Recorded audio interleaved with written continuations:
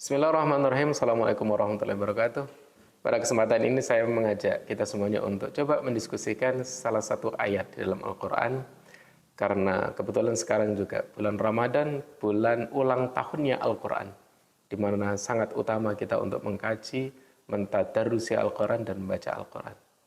Saya mengajak kita untuk berdiskusi mengenai salah satu ayat yang kita semuanya sudah hafal, yaitu surat Al-Baqarah ayat 255.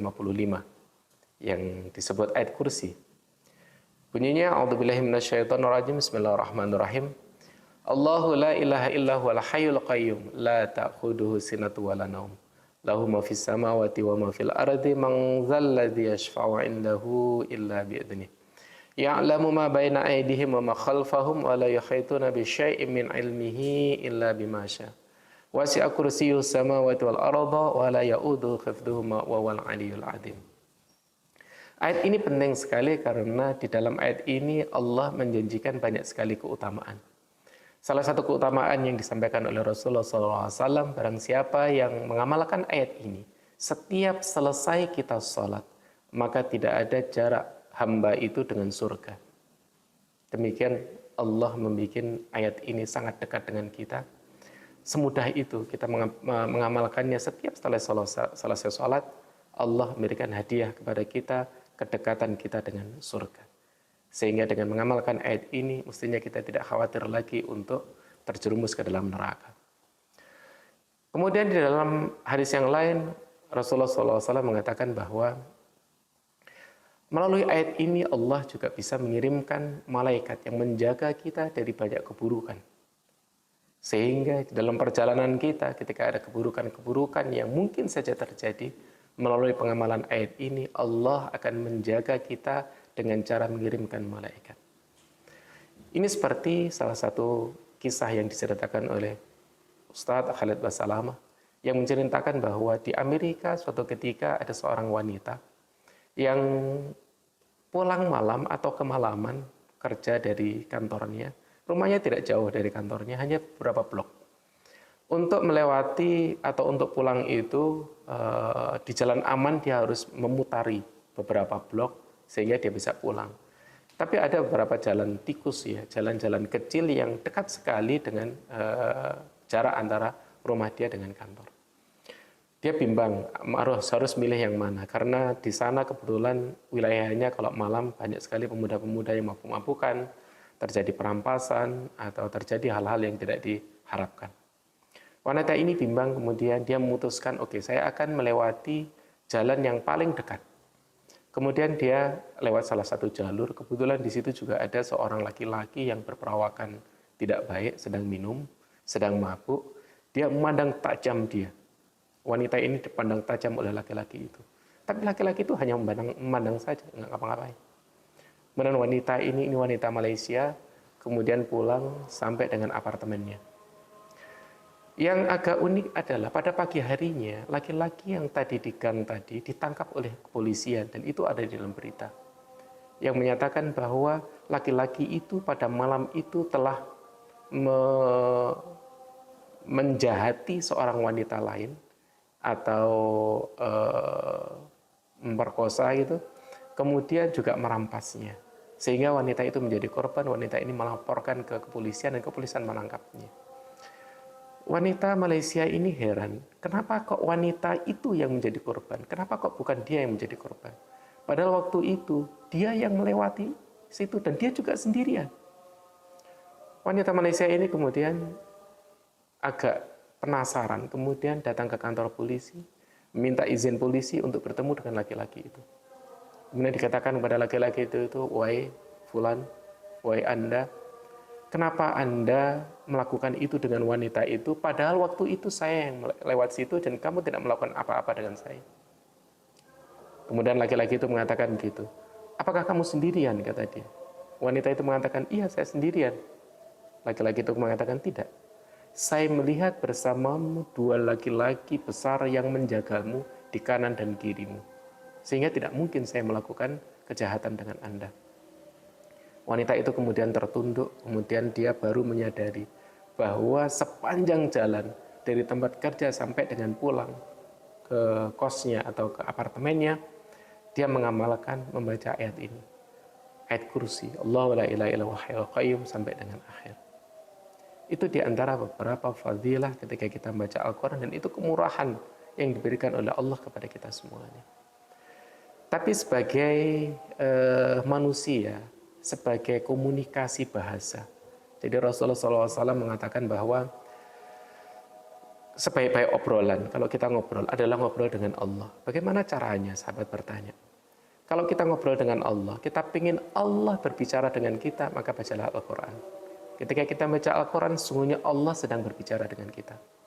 Kalau kita ingin ngobrol dengan Allah, kita yang berbicara dengan Allah, maka perbanyaklah berdoa. Karena berdoa itu ucapan kita langsung dengan Allah tanpa perantara. Sehingga ayat ini adalah ayat komunikasi, bahasa Allah berbicara dengan kita. Bahasa sebagai bahasa, sebaik-baik bahasa adalah ketika kita memahami apa yang Allah sampaikan. Baik, kali ini kita akan coba apa sih artinya di dalam surat ayat kursi tadi. Kita akan coba bahas satu-satu untuk merenungi bahwa ketika kita membaca ayat itu, kita tidak sekadar fadilahnya A, fadilahnya B. Tapi kita juga paham betul bahwa Allah sedang berbicara apa, mengabarkan apa tentang kita semua. Allah mengatakan bahwa Allahu la ilaha illa huwal hayyul qayyum. Allah, tidak ada Tuhan selain Allah. Allah yang hidup dan terus-menerus mengurus kita semua. Qayyum itu terus-menerus mengurus kita semua. La ta'khudhu sinatu wala naum. Allah tidak memiliki rasa kantuk dan tidak tidur. Melalui ini saya ingat salah satu kisah yang menyatakan bahwa ini kisah tentang Musa. Ya. Musa itu salah satu nabi yang paling banyak berbicara dengan Allah. Suatu ketika Musa berbicara sama Allah, ya Allah, ketika engkau mengurus langit dan bumi ini, apakah engkau ngantuk atau apakah engkau juga tidak istirahat tidur gitu? Kemudian Allah memerintahkan kepada malaikat Jibril untuk turun memberitahukan kepada Musa. Jibril turun kemudian mengatakan kepada Musa, wahai Musa, sungguhnya Allah memberikan salam kepadamu dan Allah memerintahkan kepadamu untuk mengambil gelas diisi air. Kemudian Musa menuruti itu, mentaati itu. Musa mengambil gelas diisi air. Kemudian habis itu malaikat Jibril pergi. Musa juga bingung, janggal ini. Apa yang harus saya lakukan? Karena perintahnya suruh mengambil air, dia juga mengambil air. Dan kemudian dia hanya begini saja terus. Sampai dengan Jibril atau turun perintah Allah untuk menurunkan ini atau untuk ngapain ini air yang ada di gelas. Kemudian sampai satu hari, sesiang itu Musa masih kuat. Sampai dengan malam hari Musa sudah mulai tidak kuat, mulai gemetar, tenaganya sudah mulai terbatas. Sampai dengan esok hari Musa sudah ngantuk, rasa ngantuk, sudah capek, sudah tidak kuat. Di dalam kantuknya itu kemudian dia menjatuhkan gelas ini. Pas ngantuk dia jatuhkan sehingga gelas dan air itu berceceran. Saat itu malaikat Jibril turun lagi mengatakan kepada Musa, wahai Musa, sesungguhnya Allah memberikan salam kepadamu. Kemudian Allah mengatakan kabar kepadamu, seandainya Allah ngantuk, Allah tidur, maka sungguh langit dan bumi itu seperti gelas dan air yang tumpah. Itu wahai Musa. Musa kemudian beristighfar, ini jawaban dari pertanyaanku tadi. Seandainya Allah memiliki rasa kantuk dan seandainya Allah tidur, maka langit dan bumi itu akan hancur sebagaimana air di dalam gelas yang gelasnya kita jatuhkan. Berikutnya, lahu ma fis samawati wa ma fil ardi. Milik Allah lah semua yang ada di langit dan semua yang ada di bumi. Jadi ketika kita membaca ini, itu kita betul-betul menyadari bahwa kita semua yang ada di bumi ini bukan sekedar benda, termasuk semua yang kejadian, semua yang terjadi, semua fenomena, semua hal di langit dan bumi, itu semuanya milik Allah. Man dzalladzi yashfa'u 'indahu illa bi'idznih. Tidak ada satupun orang yang dapat memberikan syafaat. Syafaat itu artinya pertolongan atau juga bisa disebut tindakan.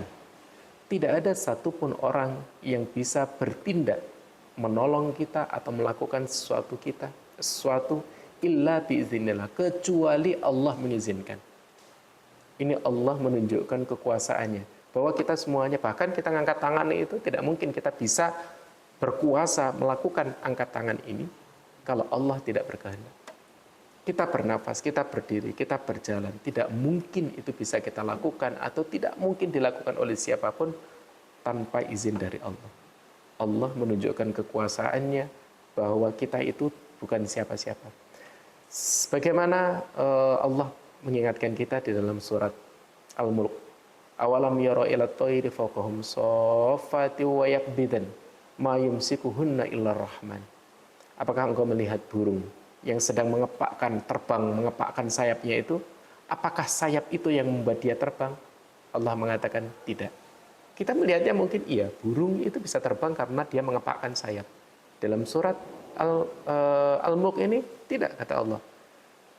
Burung sedang mengepakkan sayap bisa terbang itu bukan karena sayap itu yang membuat dia terbang.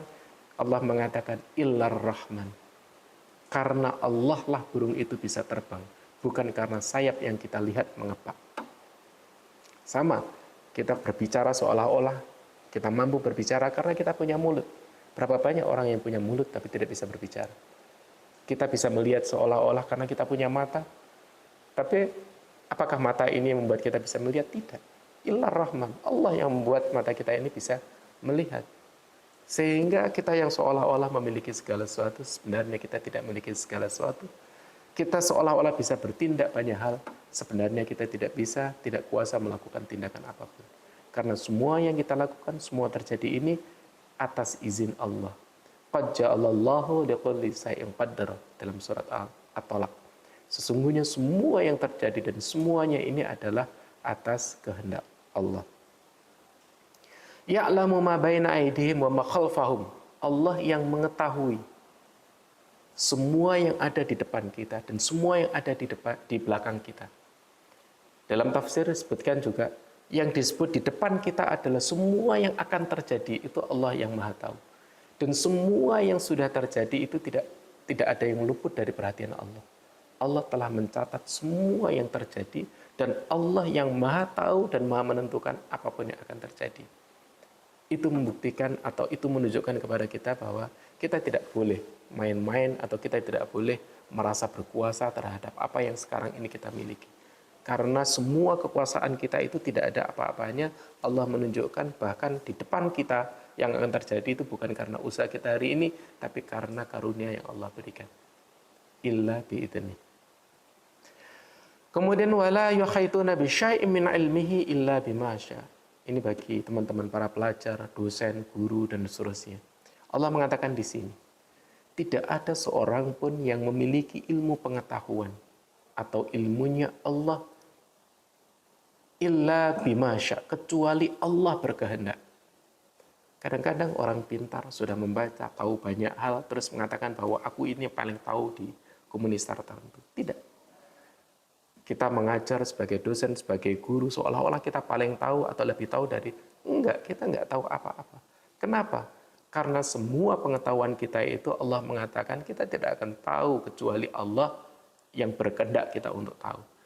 Sehingga kita tahu itu apakah karena kita belajar, apakah karena kita membaca, apakah kita mendengar sesuatu, melihat sesuatu, tidak. Banyak orang melihat sesuatu tapi tidak banyak tahu sesuatu. Kita tahu karena Allah berkehendak kita tahu. Karena tugas kita bukan hasil kita tahu, tugas kita hanya berusaha untuk mencari tahu. Kita menjadi tahu itu betul-betul illa bima syaa.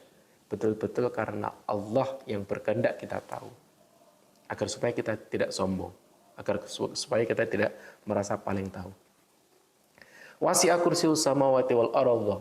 Kekuasaan Allah itu meliputi langit dan bumi. Seluruhnya kekuasaan Allah itu wala ya'uduhu hifdhuhuma.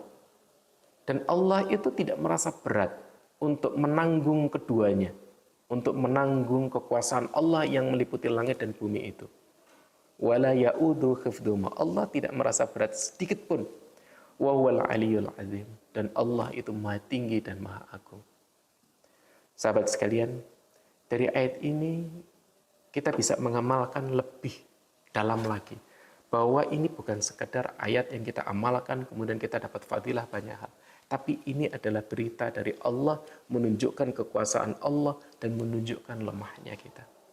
Dengan ini kita tidak terhindar dari kesombongan. Dengan ini kita akan menempatkan Allah itu penentu segala hal.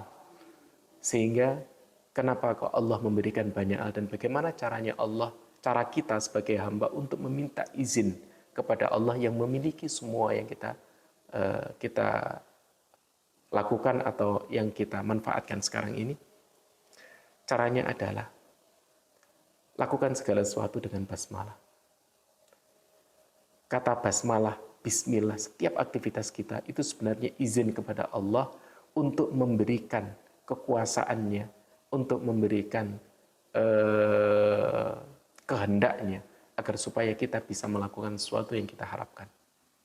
Jadi tanpa bismillah sama dengan kita meniadakan Allah. Segala amal yang tidak dimulai dari bismillah, maka amal itu tertolak. Jangan-jangan amalan yang tanpa bismillah itu membuat apa yang kita lakukan itu bagian dari kesombongan. Na'udzubillahi min dzalik. Bagi kita seorang pecinta ilmu atau seorang yang sedang berkecimpung di dalam keilmuan, dosen, guru, murid, dan seterusnya, ini juga Allah memberitahu kepada kita bahwa kita tidak boleh sombong, kita tidak merasa superior. Apalagi di masa sekarang ini, ketika ChatGPT yang dikeluarkan oleh perusahaan OpenAI yang dirintis sejak tahun 2015 dulu, salah satu pemiliknya atau salah satu yang berkecimpung di situ ada Elon Musk, Sal Atam, Greg Buchman, Ilyas Sakab. Itu orang-orang yang terdepan di dalam teknologi saat ini. ChatGPT sebagai model bahasa seolah-olah memberikan pengetahuan kepada kita banyak hal. Kita tanya apapun seolah-olah dia tahu. Bahkan dengan formula-formula yang rumit yang kita tidak sangka-sangka, membuatkan program, membuatkan outline buku, membuatkan paragraf sesuai jumlah yang kita harapkan, bertanya jawabannya apa, apapun ya, kita meminta data atau contoh data sesuatu, kita mempelajari sesuatu dengan contoh-contohnya, dan seterusnya. Itu seolah-olah ChatGPT itu tahu banyak hal. Ingat, tidak ada yang tahu banyak hal kecuali atas izin Allah. Sehebat apapun ChatGPT atau teknologi nanti yang diciptakan oleh manusia, kalau Allah belum mengizinkan dia menguasai ilmu itu, kita berkomunikasi dengan ChatGPT yang kita anggap hebat sekalipun, itu juga tidak akan ada harganya. Saudara sekalian, seiman dengan ayat ini, dengan sedikit kajian ini, mudah-mudahan kita lebih bisa berkomunikasi dengan Allah. Di dalam doa mungkin kita bisa berkomunikasi dengan Allah apa yang kita minta. Tapi di dalam bacaan kita, Al-Quran, bagaimana Allah sedang berbicara dengan kita, sedikit demi sedikit dengan satu ayat ini, mudah-mudahan kita lebih bisa meresapi apa yang Allah sedang sampaikan kepada kita. Dengan demikian, mudah-mudahan Allah atau kita bisa mengamalkan dalam kehidupan kita sehari-hari. Mudah-mudahan bermanfaat, sahabat sekalian. Ada salah khilaf, saya mohon maaf. Assalamualaikum warahmatullahi wabarakatuh.